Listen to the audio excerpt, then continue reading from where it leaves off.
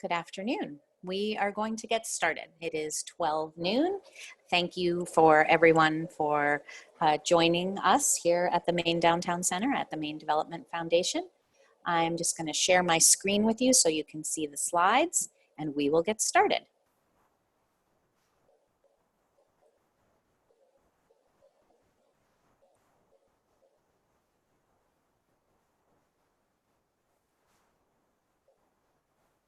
There we go. So, my name is Ann Ball. I'm Program Director here at the Maine Downtown Center's Maine Development Foundation right here in Hallowell, Maine this afternoon, and I hope that the audio sounds okay. There is a chat feature down at the bottom of your screen if you need it. I'd like to thank our sponsors of today's webinar. We can't do our work without them. And a few reminders for today. I know we have a number of people on the telephone as well as those videoing in. All of the participants in today's webinar are on mute. That is the way the system is set up. So if you have questions, please use the chat feature on your screen. If you hover over the bottom, you will see a way to chat and type in any sort of questions you have, and I will be monitoring those questions as I make the presentation today. Typically, these webinars take anywhere from 40 to 45 minutes. We don't go over. This is meant to be a quick learning opportunity. And after the webinar, I will send out a 3-question survey and also a link to the recording and any handouts that we have referenced. The recording might be really useful for those of you on the phone so that you can actually see the slides and see the things that we are planning on sharing with you today. Hi, Nick. I see that you are on the webinar and I have already started and I didn't know you would be joining me. So I'm not sure that I'm going to be able to have you be our guest today. So perhaps we could talk offline afterwards. Sorry about that. But I, for some reason, didn't get any communication. So we would love to have you on another webinar. I wanted to let you know. So the Main Street approach, many of you on the call and webinar today are part of either the Main Street Maine or the Maine Downtown Affiliate Program, so you're aware of this approach to downtown revitalization, really focusing on design, organization, promotion, and economic vitality. And today's topic is pocket parks, which really falls right into design. And ultimately is a great opportunity for you to think about using spaces that you might not have considered. So what are downtown programs doing nationally and here in Maine? Let's see. Okay, so I realized I might have been on mute and you all might not have heard me. So I'm gonna back up 1 second. Great, and get started. Nick, I see that you have joined us on the call and I didn't know you were going to be attending, so I don't have you in a panelist mode. So maybe we can talk online. Oh, I wasn't on mute. Thanks for telling me, Deb. Lots of technology things going on right now. Okay, back at it. So, pocket parks. So what are downtown development programs doing? All sorts of things to activate their downtowns. Riverfronts, waterfronts, downtown libraries, pop-up shops, performance spaces, and pocket parks. And we have had a number of requests for information on pocket parks, and that's why we decided to do this webinar topic. You know, the definition of a pocket park, sometimes referred to as a parkette or a parklet, is really just a small, accessible park. It's really a way to activate spaces. It can be urban or rural. It can be on public or private land. And there is good economic indicators that it increases the property values around your downtown. Thanks, Nick. I feel like you're going to be on mute, so you may have to chime in your comments via typing in your responses. And that would be great to have you overlay what I'm speaking about. So thank you. Okay. So what do pocket parks do? They really can, I think my favorite thing is that they provide flexibility in your downtown, and that they also celebrate quirks and oddities in your downtown based on the design. And we all know that they activate underutilized spaces. So there are lots of things that these pocket parks can do in your downtown. And I highly recommend that you think about these spaces and what you can do with them. The Project for Public Spaces has a great approach to this type of work.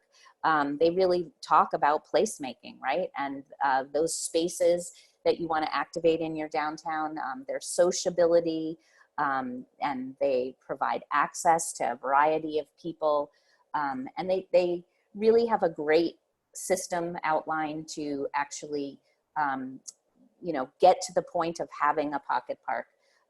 Things like defining the place and identifying the stakeholders, you know, what are the goals and priorities of your downtown district? And evaluating the space and identifying the issues. This could be really looking at what's the inventory of your public spaces and looking at their current condition, their usage, their impact on the district, collecting any existing studies that have already been done. Some communities have had open space studies done, or downtown studies, or bike and ped studies, and all these things can impact, you know, evaluating these spaces and identifying the issues. And then really look at the vision for the space and really determine kind of strategically which public improvements are needed in your downtown. And then short-term experiments, some people may have heard the term tactical urbanism. These are ways to kind of try out whether something might work in a space. And we'll show some examples of that when we get into examples. And then really ongoing reevaluation and long-term improvements. With any work in downtown revitalization, it's important to measure and to really look at the impact and what's working and what isn't, and really be willing to make changes.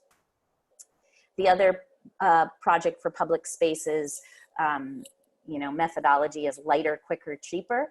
And this is really allows you to do projects on small budgets and short timelines. And I think this is really important to a lot of the communities in Maine, because we don't have big public infrastructure budgets through our municipalities or our downtown organizations. And again, they refer to trying a prototype before making anything permanent. And we will continually talk about the possibility of movable furniture, underutilized, you know, public spaces, and all these things you can do to kind of activate the spaces. And we will also look at examples of triangulation, which is really clusters of activities that will work in tandem together and how they feed off of each other to really provide economic impact and create space. So keep the following things in mind. Management before design. If you have spaces already, what are you doing to manage those spaces? And could they be managed better? And really the fact that any improvements in your downtown should be both visually and functionally compatible with other existing design. Think about maintenance and think about what's going to cause the least disruption if you're doing a construction project in one of these spaces. Maintenance, you really have to think about if you're doing plantings, trees, what are the right plant material to be using? Does it provide access to, all types of ages and types of mobility challenges? So you got to keep a lot in mind. And, this is really the full comprehensive list of things that, you could undertake if you're looking at activating these pocket parks. Securing the funding, soliciting bids. I mean, you may have a municipal partner or a private landowner partner, but you also may be doing it yourself as a downtown revitalization organization, a Main Street or an affiliate. So you just need to keep this in mind, who's doing all of these roles. And it could be you or it could be someone else. So these examples I have provided today, some of them are examples from outside of Maine, and then a number of them are from our communities right here in Maine. And this is in Virginia, and it literally, they use CDBG, which is Community Development Block Grant money, to help fund an area where 3 buildings were destroyed by fire. And the interesting thing is that the Main Street organization really is serving as the liaison between the people who want to use the park and the city who owns it. And I will provide this link. It is going to be on our website afterwards, but I will share it with you right now. Hopefully you can see this. Let me see. Okay. So this is an example of an application to use a pocket park. And it's a 6-page application. I looked at it the other night, but it really deals with everything from insurance and fire and lighting, and, you know, depending upon how you activate your space and whether ultimately someone is managing it, you have to keep all these things in mind. So this is a great example, and I will make that available on our website afterwards. So now to go back to our slides. So let's see, and there we go. So I thought it'd be fun to look at a case study in Biddeford about a pocket park, just kind of from start to finish. This is what it looked like in the beginning. It was kind of an uninspiring alleyway with some plantings, but you know, you can see in this photograph a tree had died from that spot. So it's a pretty big space, but it's also dark. It has two buildings on either side. So I think there was a concern. Sometimes people didn't want to walk down the alley.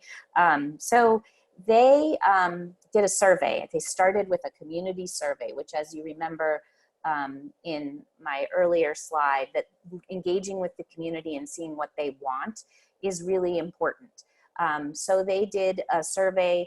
You know, surveys can be done online. They can be up at the local grocery store or coffee shop and get people to really think about what they want for the space. Is it movie screenings, gardening, art? And this is what they did in Biddeford.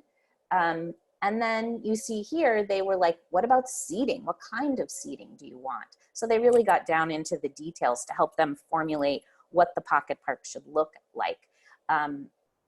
And you will see how this came out in the end. So here are some wonderful volunteers working on filling in new plantings, putting in movable chairs and tables to allow flexibility of the space, which is wonderful. Although this has some graffiti on it, they have posted their rules for when the park can be occupied, and some other important rules. And here it is actually activated, which to me is really the fun part. And you can also see in the lower photograph that there's some large stones. People can sit on those. It looks like some people have brought their own chairs. They obviously put in electricity somewhere to allow performance space and bands to come in. And this has turned out to be one of Biddeford's regular locations for downtown concerts.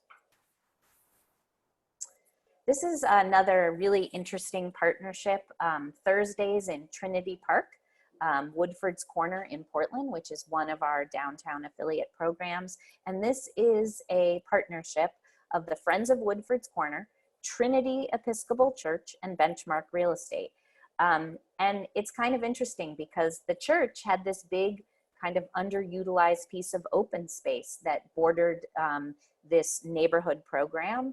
And they have made an amazing program which includes everything from art to music to games and food. And they do it, I think, one Thursday night a month.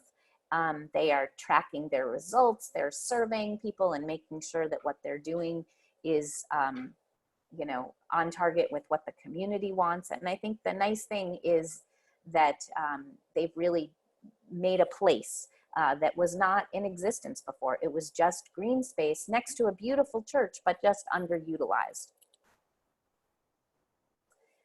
This is another place where there were 3 buildings demolished along Main Street. And so there was this open location where this group in Missouri decided that they needed to activate this space. And they actually built out a designed place, which includes a shade, seating, a water component, and a performance venue you can see on the left-hand side of your screen.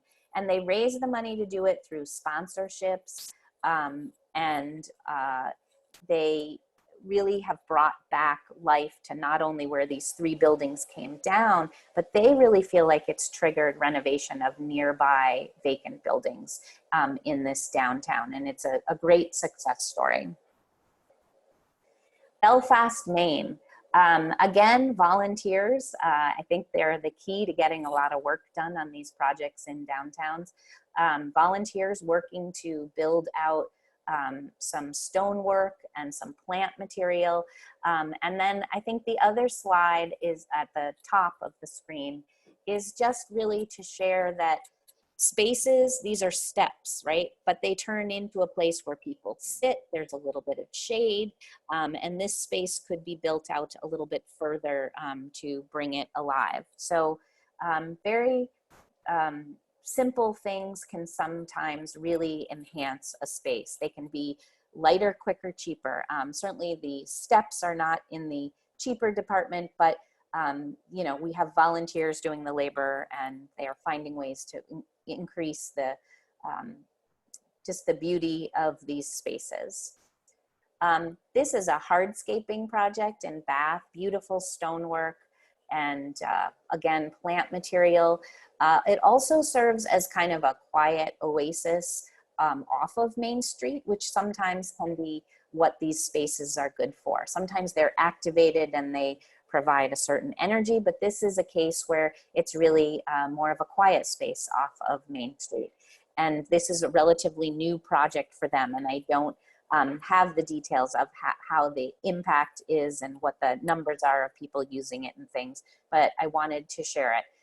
This also is definitely not a case of an inexpensive project, beautiful stonework. If anybody has any questions, feel free to use the chat feature and type them in at any point.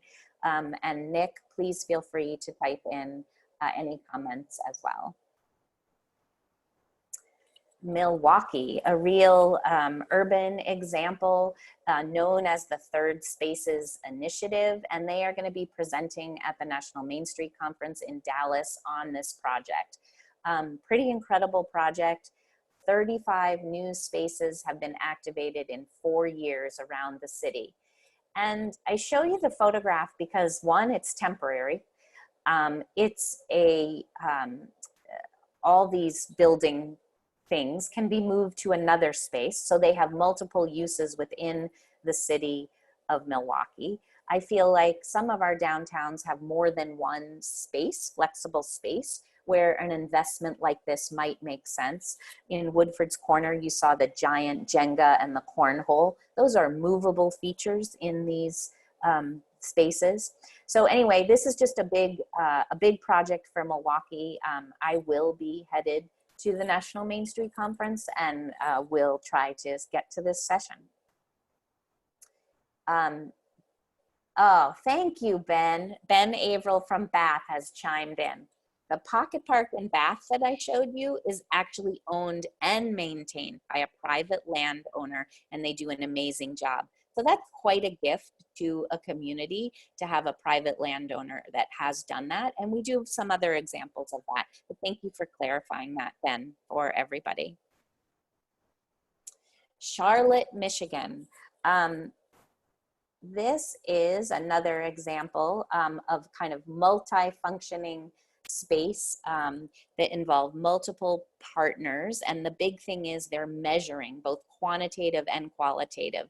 And it's really a flexible space that really has performance space and games, umbrellas, stringing lights, and green living walls so that they can move the walls to change the space for whatever the use is.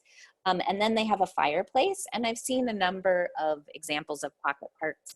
I've not seen one in Maine, but I've seen them nationally where they have used either built permanent or other types of fire pits. It allows you to extend into that fall season here in New England. So that's another kind of good activation. And then they've used a gateway art piece that is a permanent installation to kind of say, here's our space as you come in. And so I thought it would be fun for a minute to take a look at this slide. A couple of comments. So you may remember that Vermont had Hurricane Irene and had lots of major damage done to downtowns that were on the river. So one thing that occurred to me when I was thinking about this webinar is that a number of the pocket parks have been started or generated because of some disaster. So you may remember the first slide that had two buildings or three buildings that were destroyed by fire. We had buildings that were demolished, which is another type of tragedy. And then now we have flooding.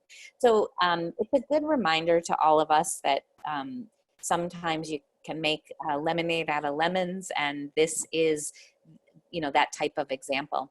So I'd love to have those of you on the webinar go to your chat feature and chime in about what you see in this space.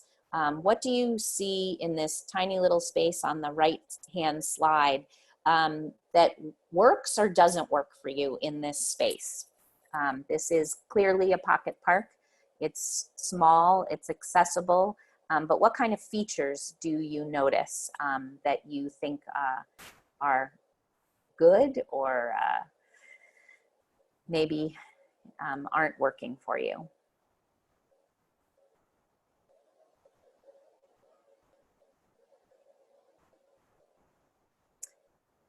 And if people aren't finding the chat feature, it's down at the bottom of your screen. Thanks, Deb. Deb put the plantings and that they actually look native. Yep, I would say some of them probably are native, and that is sometimes a wonderful feature. And Kim, thanks for being on today's webinar. Rain gardens and CJ Adirondacks are great, but everything seems to have its back to what seems to be the river, and there's a lack of shade. Good point. Margaret put the two chairs together seem to be intimate, but she likes the informal seats at the planter. Somebody said they prefer a tree. The light post is important, but the downward cast light is impeded by the plant. And Kim Smith up in Presque Isle said, gosh, I'm losing my, hold on, Kim. I like the old-fashioned light with the plants. It provides good ambiance. Not sure if the wooden seating is appropriate as it's not very maintenance-free. Good response. Nice resting place for pedestrians from Donna. Stone pavers in public spaces because of unevenness of the surface. And Georgia says it works for her. Just make sure the ground is flat for our seniors. Great comments. I really like the way all of you on the webinar today. Oops, I got a few more comments. Nick, who is really our content expert today, says movable seating is great as it allows customization and adaptability of the space, and the planters being raised do not provide much stormwater storage and treatment. Sand set stone paving may present accessibility issues. And also we have permeable surfaces. So flagstones look easy maintenance, but they might be slippery in the winter. So it seems like you guys have really raised a wonderful circumference of possibilities with this space. And I love that you have taken into account access for seniors or others with mobility issues. You've taken into account shade, but you've also looked at the flexibility of the space. So great comments on this slide. I really appreciate that. And it helps everybody kind of understand really what these spaces can be and what are the issues you have. So I have another one of these that we're going to take a look at. So get ready with your chat feature. Whoops. Here we go. So this is another one in Vermont where they also were unfortunately a community that suffered from the flooding. And so take a look in your chat feature, look closely at the right-hand side. Quite a difference between the left and the right. Deb from Hallowell says art, yes. What other ideas do you see in this space that interest you or you think works or doesn't work? The use of pavers, I agree, Kathy. You know, I guess I would ask Nick, who is our content expert, can you ever use pavers in these kind of spaces successfully? And Kim mentions, again, the permeable surface, which allows for less flooding. We like that. Abigail talks about the unique lighting in the art. One of the things I think is cool about the lighting is it also looks like it may be art, right? They may be moving those lights. I'm not sure. Let's see. CJ, overhead lighting is unique and adds a great dimension of enclosure. Art is great, of course, but it looks chaotic, needs some seating for sure. Julie from Rockland loves the way the stonework draws you in. And Jamie, I don't know if it's light or art. Margaret says, love the addition of a blade sign. Does everyone know what the blade sign is? It's the A, I'm not sure if you can see my cursor, that is coming out off the building this way, so that it means you can see, it can draw you in a number of directions. That is smart. Let's see, I'm missing the seating opportunities. You're right about that. Let's see.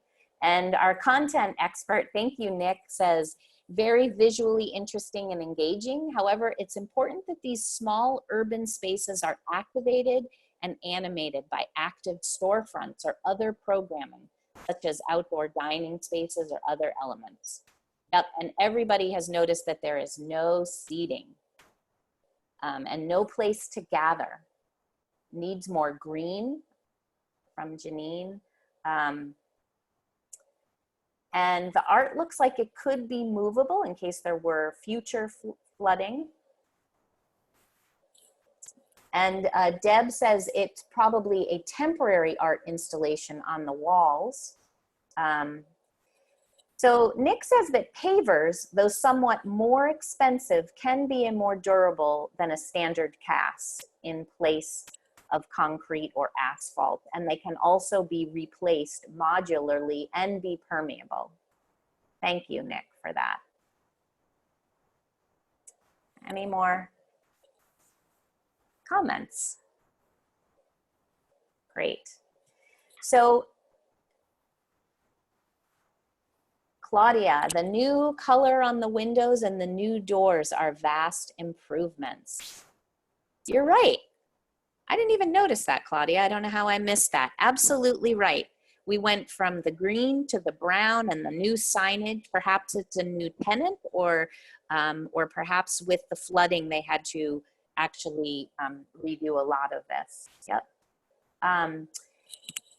Deb asks, and Nick, I'd love for you to comment on, what about stone or gravel as a surface? And you can see that there's an electric box that's been hidden. Yep. I'll see if Nick responds to your question, Deb.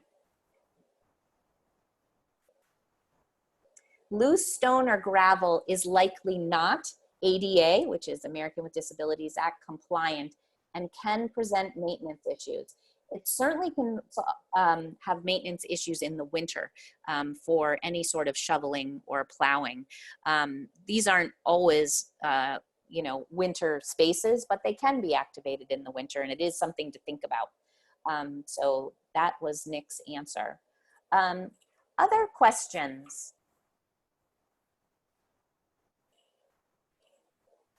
The dancing figures in the sculpture would be so much fun for selfies and family pics.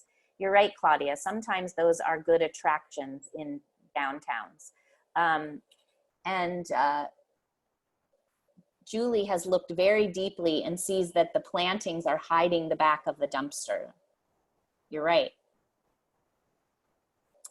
Again, you guys brought up so many things that I had not seen or thought about. And that's a great discussion. Okay. Nick says, great point. Placemaking can be important. Organic marketing opportunities through Instagram. Absolutely, referring to Claudia's comment. And Deb thanks you, Nick, that the Stoner gravel was under consideration for a Hallowell Park. So good to know. So I'm going to go back to the slides for a second. There we go. A few things. So as you know, these are super quick learning opportunities. So this is kind of a summary, and then we will see if we have other questions today. Some of the takeaways: planning, surveys, community input is really key in the process of developing a pocket park in your downtown, as well as multi-stakeholder engagement, whether it's business owners or property owners. You know, I love the Bath example that a private property owner has done that. They can be big projects or small, they can be temporary or permanent. You can do the demonstration project to test ideas. Think of those underutilized spaces. The impact can be big. It can benefit businesses, visitors, property values, and really the lighter, quicker, cheaper methodology of a project for public spaces. These really are amazing ways to activate your downtowns, even if it is just for a small event. You activate the alley for, you know, you're having a large festival in downtown Gardner and you're like, oh, let's activate that festival. I mean, that alleyway with vendors or, you know, food carts or something like that. So lots of ways to really bring these spaces alive. So I want to see if there are any questions from you all. As I said, these are meant to be quick learning opportunities, and we spent about 35 minutes on content, and I have 10 minutes for questions. And luckily, we do have Nick Aceto on the webinar, who's typing madly since I don't have him linked in presenting today.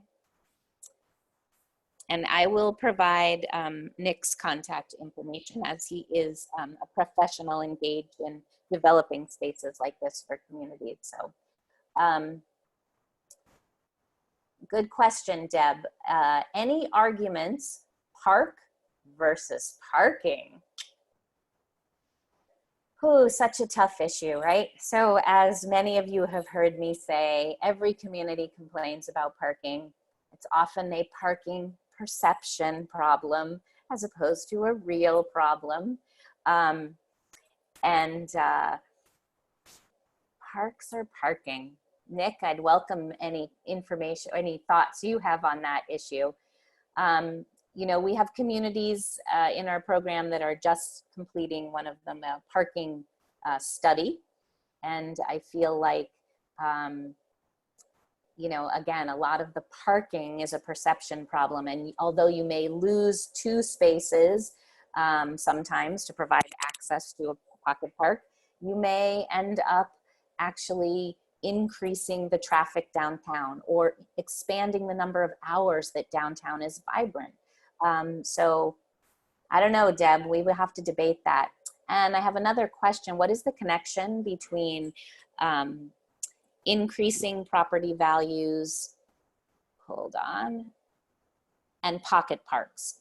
what is the pocket park's impact? So Linda, I need to do a little digging to see whether the park that I mentioned that said they actually did see value increase in their downtown, property value increase, of whether how they've documented that. And I will look for that information and share it with everyone. To me, I don't have the data in my head, but it absolutely makes sense that activating these spaces in downtowns increases the activity downtown and increases the number of people that are you know, engaging in the economy downtown. Even if they're just coming down, they may come back. You know, that's the other thing. People come for a concert or come for an event, and then they say, wow, I want to come back to that downtown. So I will have to dig on actual economic data on that, and I will see what I can find. Nick says, the more we can encourage walking and people to leave their cars and spend more time along our main streets, sidewalks, etc., the more they're likely to visit storefronts. Absolutely. Kim Smith says, Presque Isle has a new pocket park as of this summer. It's an unused garden by Presque Isle Historical Society that spans from 3rd Street to the public parking lot on 2nd Street across from City Hall. Experimental activity this summer, acoustic music concerts. Upcoming plans include cornhole, outdoor movies, outdoor board game night, and they will have the city's first art with sculptures and lots of plants. That's great, Kim. I'm really glad to hear that Presque Isle is activating that space. I know right where it is.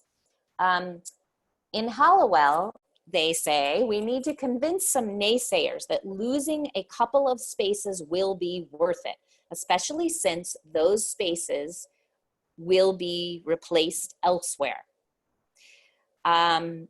Yeah, I'm going to work on that, Deb, to see what we can provide you to convince those naysayers. You're always going to have some naysayers.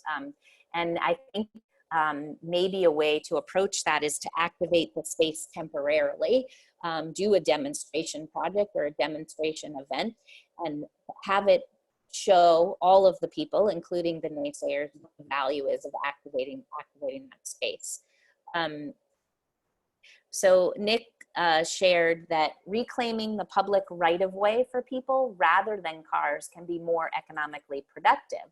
However, parking is important as long as it's a balanced trade. Let's see, can you share? Yes, Jamie, I will absolutely share Biddeford's community survey. And Nick says that we rely fairly heavily on visuals to help convey the attractiveness and activation that occurs when we create public space versus the latent car storage. Yeah, absolutely. I mean, if you are in a situation where you can work with a designer and they can actually do some schematics of what that space may look like being activated, you know, it's great to have those visuals.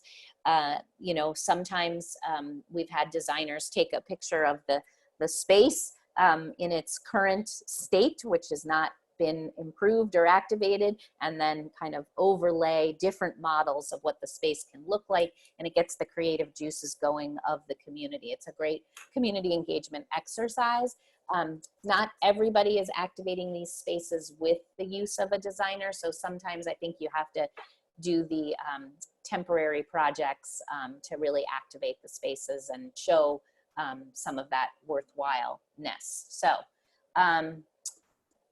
So with that, we are at 12:40, and if there are no more questions related to this very quick topic today, please I just want to let you know that I'm going to wrap it up, and we will send the slides and the other materials that you have requested. I will dig for some economic data, and I will share Biddeford's community survey. And again, the whole program is recorded, and we will send a link to that recording as well. So that if you want to share it with other members of your committees, your downtown groups, to let them know about it. But thank you all for participating today. Nick, I'll send you an email when I get out of this program. And I'm really glad everybody enjoyed it. So thank you, and we will see you soon.